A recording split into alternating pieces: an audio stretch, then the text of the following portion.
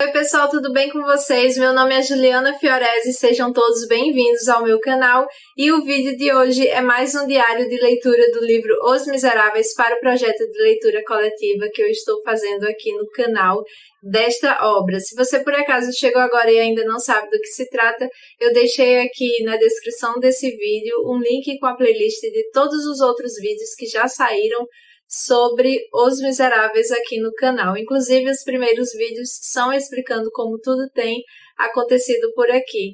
Além dessa playlist, tem também um PDF, um link para download do PDF do nosso cronograma, onde tem todas as datas e todos os capítulos que nós leremos até o final do projeto em maio de 2021. Então, se você ainda não conhece esse projeto de leitura coletiva, eu sugiro que vá nesses dois links e veja como é que tudo funciona. Sinta-se também convidado a participar dessa leitura com a gente. Lembrando que este não é um aprofundamento sobre essa obra de Victor Hugo e nem tampouco são aulas sobre Os Miseráveis.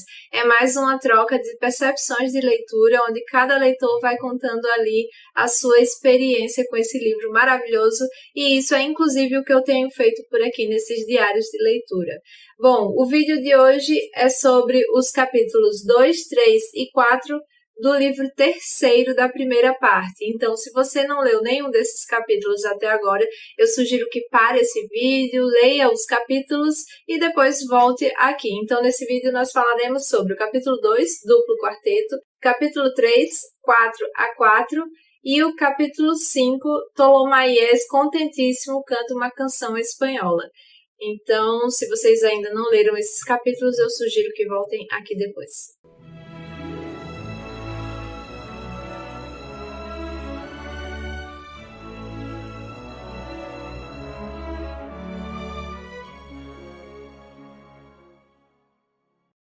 Aqui nesse capítulo segundo, que se chama Duplo Quarteto, a gente vai ter ali uma apresentação de novos personagens para essa história.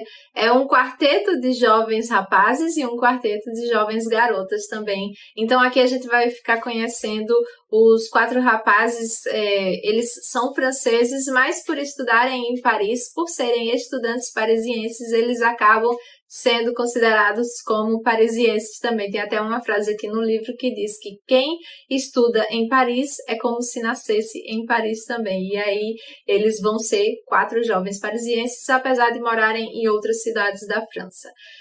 Os 4 jovens em questão que nos são apresentados são os seguintes: Tolomaies, que ele é como se fosse o líder ali do grupinho, ele também é o mais velho, ele tem 30 anos, os demais têm em torno de seus 20 anos e seguem esse Tolomaies.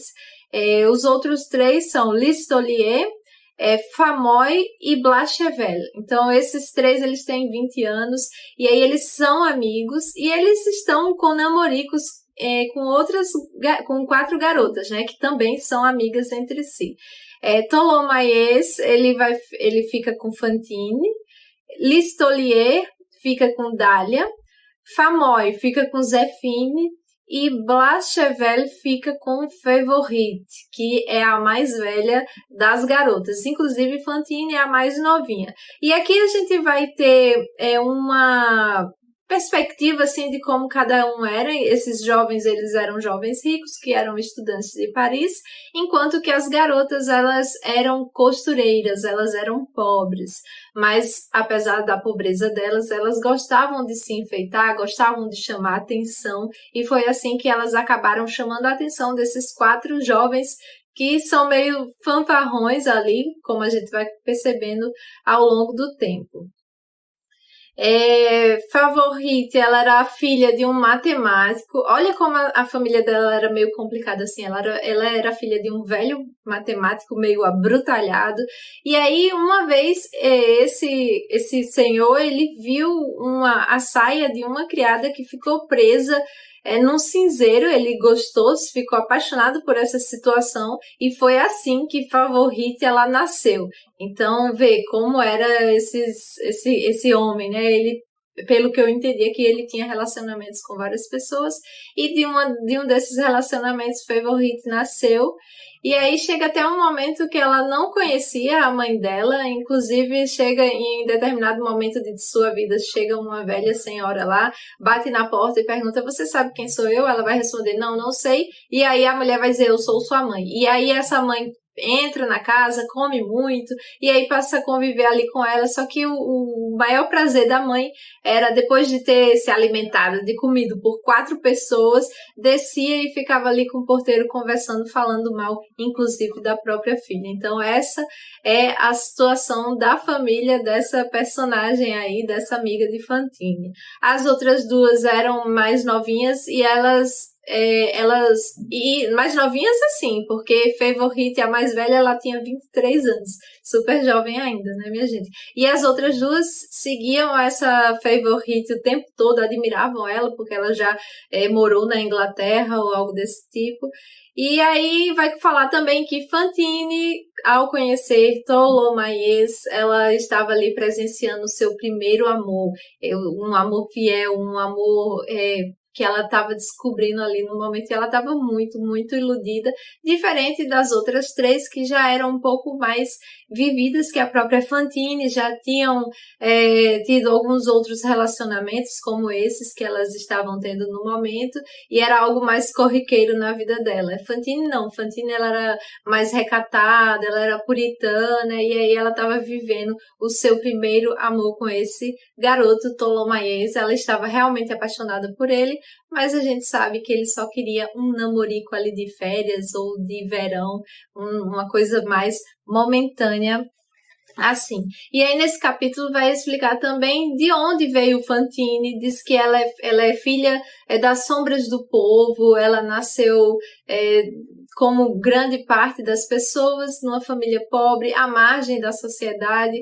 Ninguém conheceu sua família, ninguém sabe quem são seus pais, ela não tem nem um sobrenome. E aí vai contar que o próprio nome Fantine veio de um transeunte que a tinha visto ali quando ela era muito criança, andando com os pés descalços nas ruas da cidade. E aí chamou ela de Fantine, acolheu ela, e ela, desde muito jovem, criança até, ela trabalhou na casa de outras pessoas, aí depois virou costureira aos 10 anos, e aí aos 15, eu tô meio que chutando assim as idades, mas é nessa faixa etária, que ela vai para Paris em busca de ganhar fortuna. E aí ela acaba sendo costureira e conhece as suas amigas que eu já mencionei aqui anteriormente. E aí vai dizer que as 4, elas trabalhavam como costureiras, mas o namorico que elas tinham acabava atrapalhando um pouco no trabalho delas de costureira, mas mesmo assim elas gostavam, elas eram jovens e estavam ali mesmo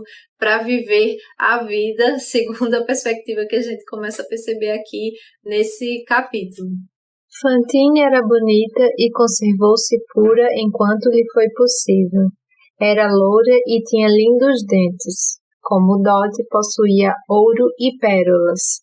Ouro sobre a cabeça e pérolas na boca. E vai falar também um pouco sobre Tholomyès, que ele era a alma do grupo, como eu já disse. Ele tinha ali, em média, 30 anos, e ele já era muito avançado, a sua aparência física era muito avançada para a sua idade. Ele já tinha rugas, alguns dentes lhe faltavam, ele começava a ficar calvo, o olho dele lacrimejava e ele tinha uma má digestão. Eu não lembrava que ele era tão feio assim, quando eu li do livro pela primeira vez. Eu realmente me surpreendi agora, eu não imaginava, eu não tinha essa imagem de Tholomyès, e agora eu tô vendo ele já de outro modo, realmente muito feio. E Fantine ali, ela realmente estava muito apaixonada por esse rapaz, né? Mas em contrapartida, ele era muito engraçado, ele era muito vivaz, ele gostava de rir, ele era irônico muitas vezes, e ele tinha aquela presença, né?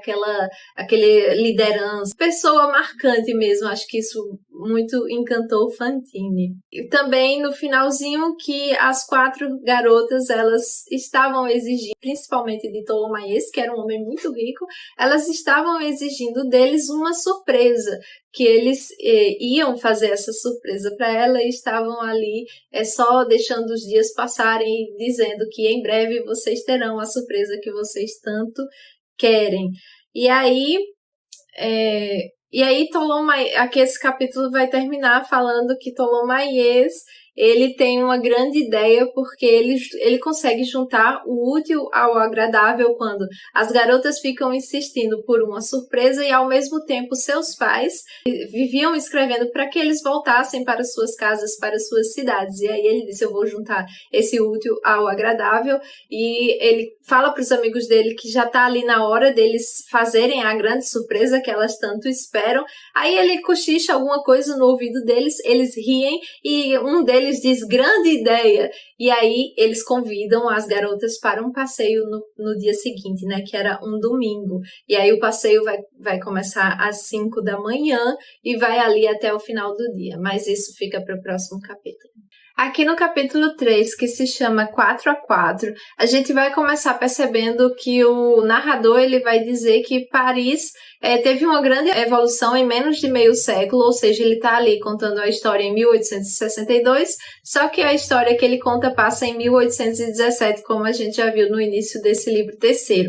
Então ele vai dizer que Paris já não era mais a mesma que hoje em dia, entre aspas, né? Em 1862 não dava para se ter uma noção de como eram os passeios, os namoricos dos jovens do verão, porque Paris já tinha o navio a vapor, já tinha os vagões ali circulando, ou seja, era uma cidade muito mais avançada.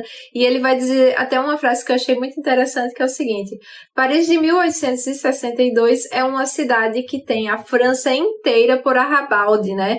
É como se Paris fosse ali o centro de tudo que estava acontecendo e a França inteira eram os arrabaldes de Paris, ou seja, eram subúrbios de Paris, eram locais que já estavam distantes, meio atrasados assim, que a rodeavam, né? Era um subúrbio mesmo, a França inteira, mas Paris era o centro onde tudo acontecia. Eu achei interessante essa frase que ele colocou aqui e resolvi trazer para vocês também.